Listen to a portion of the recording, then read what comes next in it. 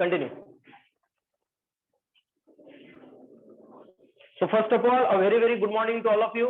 विद्यार्थी मित्रांनो, इकडे केअरफुली लक्ष द्या.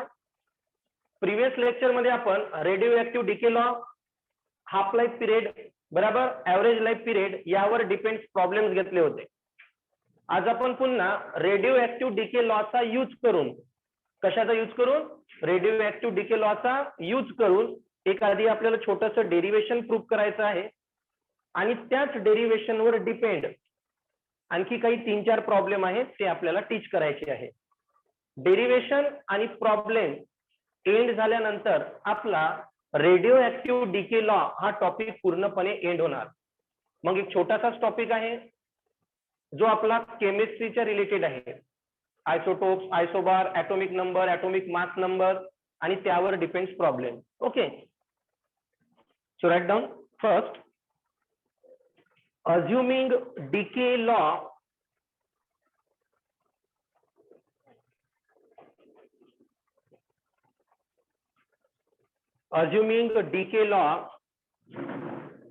derive the relation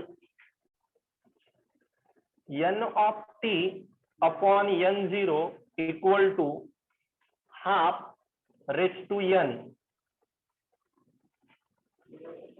n of t upon n0 equal to half raised to n, where small n is the number of half lives, where small n is the number of half lives. Small n काय म्हटलंय बेटा आपण? Number of half live. Okay, लक्ष द्या. आता derive कशा प्रकारे करू, केअरफुली लक्ष दे जा. एकदम सिंपल डेरिव्हेशन आहे. First one, the number of half live in time T. काय लिहिलं मी? The number of half live in time T. याला लिहू शकतो मी n equal to t upon t half. Number of half live in time T काय consider केलं मी? बोला. Number of half live in time T. n म्हणजे number of half live in time T आणि हाफ लाईफ पाहिजे म्हणून आपण काय घेतो असतो? Half period. T half. T half आपण कशाने डिनोट करतो? Half life period. Yes or no? After that, according to decay law,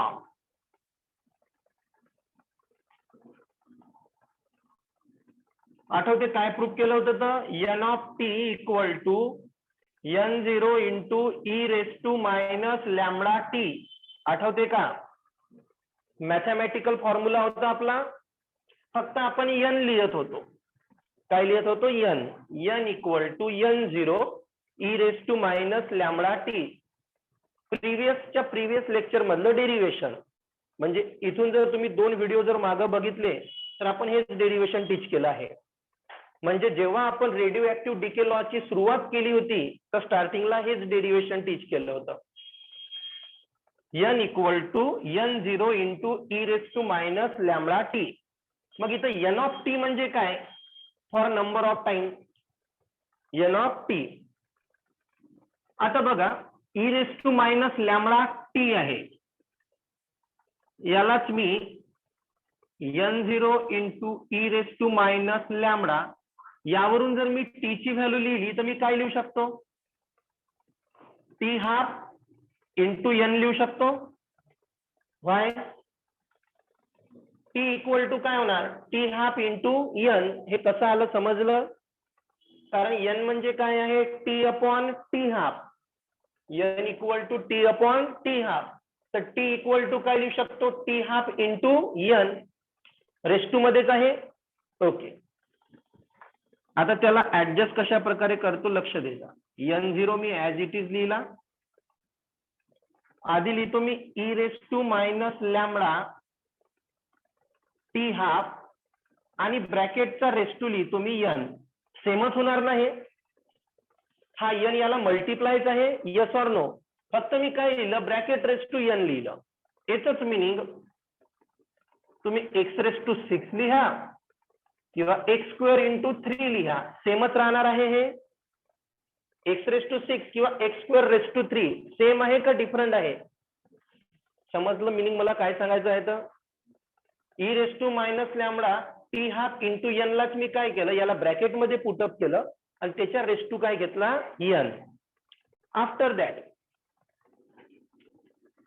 2 मार्क्ससाठी derivation विचारणार आहे फक्त, पण जेव्हा आपण प्रॉब्लेम घेऊ त्या प्रॉब्लेम मध्ये हे डेरिव्हेशन खूप कामाचं आहे. But e raise to minus lambda T half याला आपण ऑलरेडी सॉल्व्ह केलं आहे प्रिव्हियस डेरिव्हेशन मध्ये. e raise to minus lambda T half याला जेव्हा आपण सॉल्व्ह केलं होतं तर याचं आन्सर आलं होतं आपलं 1/2. काय आन्सर आलं होतं? 1/2. मग आपण लॉगची प्रॉपर्टी यूज केली होती, 1/2 ला मायनस लॉग 2 मध्ये कन्वर्ट केलं होतं, मायनस मायनस साइन काय झाली होती, कॅन्सल. मग टी हाफ इक्वल टू लिहिलं होतं आपण लॉग 2 अपॉन लॅमडा. लॉग 2 ची व्हॅल्यू पुट केली होती 0.693. आठवते का? याला सॉल्व्ह केलं तर याचं आन्सर किती आलं होतं, 1/2. आता डबल त्याला सॉल्व्ह करून दाखवायची गरज नाही, ऑलरेडी तुमच्यापाशी आहे.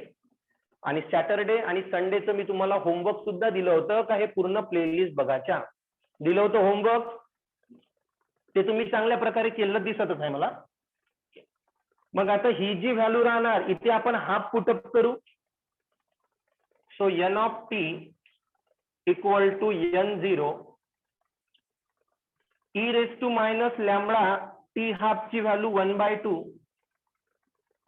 So 1/2 n as it is राहणार, फक्त ही व्हॅल्यू म्हणजे आपला हाफ आहे.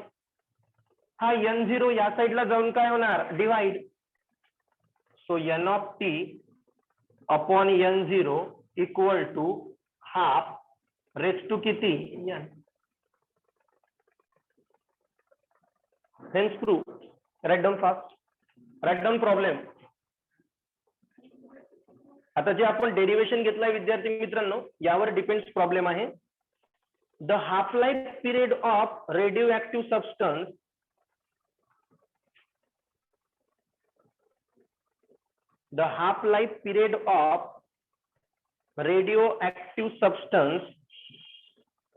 is 30 days. The half-life period of radioactive substance is 30 days.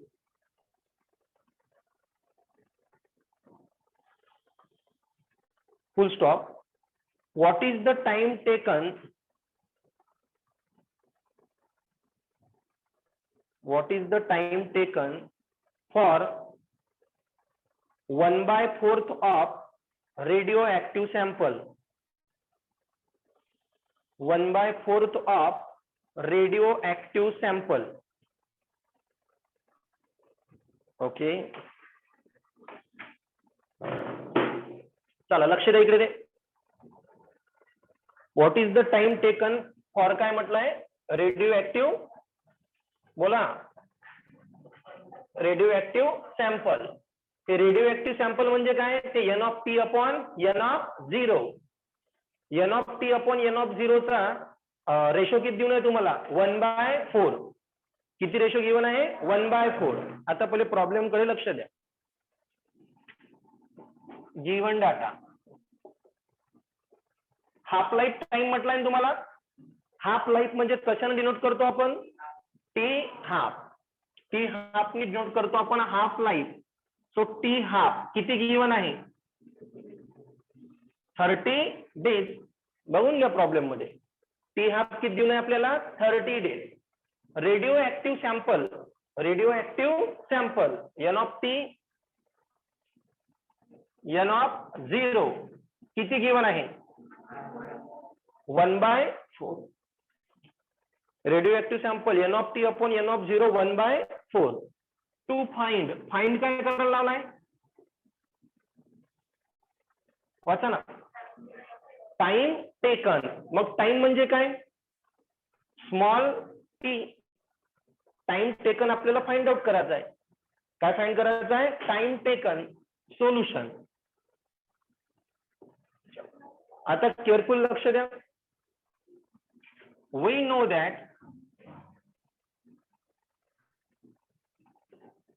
That काय असतं formula, N of T upon N of zero equal to, बोला, N of T upon N of zero equal to half raise to काय असतो, N of T upon N of zero equal to half raise to N. N of T upon N of zero ची value किती given आहे आपल्याला, 1/4 equal to half. Okay, पुढे लक्ष द्या. आता हा जो एन आहे, एन म्हणजे काय लिहिलं होतं आपण, T upon T half. N म्हणजे टी अपॉन टी हाफ. तर इथं आपण पुन्हा नोट करू शकतो ते. एन म्हणजे काय होणार, टी अपॉन टी हाफ. हे कसं येतं विद्यार्थी मित्रांनो, समजत आहे सर्वांना. यांची value T upon T half आहे. हा जर 1/2 आहे तर याला सुद्धा आपण 1/2 मध्ये कन्वर्ट करू. हा 1/2 आहे ना, याला आपण कशामध्ये कन्वर्ट करू, 1/2. म्हणजे दोघांचा बेस काय येणार, सेम. 1/4 ला जर 1/2 मध्ये कन्वर्ट केलं तर काय येणार, 1/2 रेस टू 2. 1/2 चा स्क्वेअर 1/4 येणार आहे. So 1/2 raise to 2 equal to half T upon T half.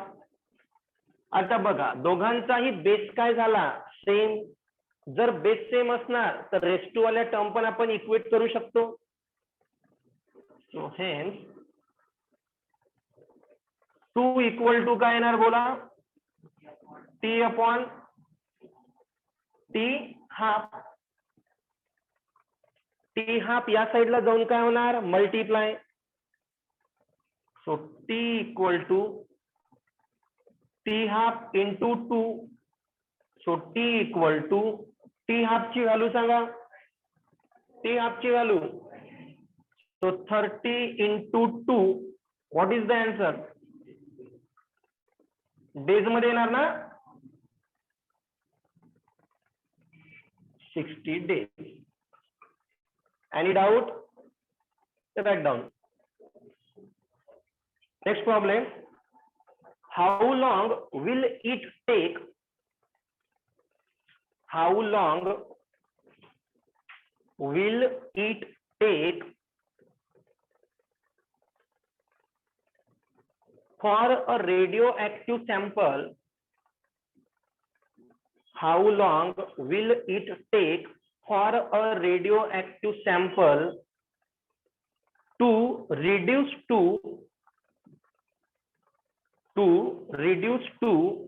1%,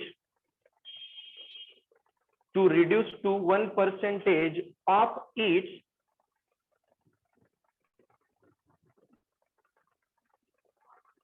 of its original activity?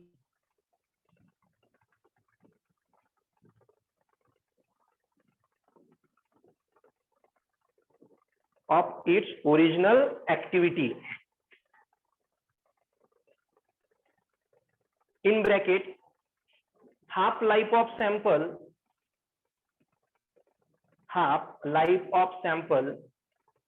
5.3 year.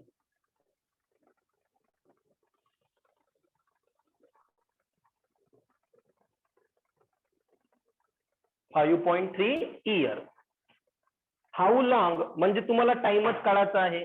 काय फाइंड आउट करायचं आहे, टाइम. लक्ष द्या, सिंपल प्रॉब्लेम आहे.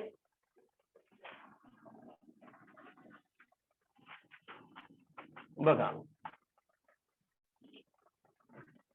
आधी तुम्हाला काय म्हटलं बेटा, रेडिओ ऍक्टिव्हिटी सॅम्पल किती गिवन आहे, radio activity sample N of T upon N of 0 किती पर्सेंटेज, 1% म्हणजे 1/100. पर्सेंटेजला कन्वर्ट करायसाठी आपण 100 ने डिवाइड करतो. N of T upon N of 0 1% म्हणजेच 1/100. आणि half time period T half किती गिवन आहे, 5.3 years. To find how long म्हणजे आपल्याला विचारला काय आहे, टी टाइमच विचारला आहे. After that solution, T half given आहे, टी काढायचा आहे बरोबर. 1/100 ला जर आपण कन्वर्ट करतो म्हटलं तिथं 5.3 गिवन आहे. 1/2 ला 1/100 ला 1/2 च्या फॉर्मॅट मध्ये कन्वर्ट करणं पॉसिबल आहे का, 1/2 ला 1/100 च्या फॉर्मॅट मध्ये नाही पॉसिबल नाही करत. अरे म्हणजे जसं 1/8 ला मी 1/2 मध्ये कन्वर्ट करू शकतो, कारण हाफ रेस टू एन असतो ना आपला, हाफ रेस टू काय असतो, आताच तर कन्वर्ट केलं होतं. 1/4 ला 1/2 मध्ये कन्वर्ट केलं, तसंच 1/100 ला 1/2 मध्ये कन्वर्ट करता येत नाही. मग कन्वर्ट जर करता नाही आलं, सेकंड फॉर्म्युला यूज करायचा.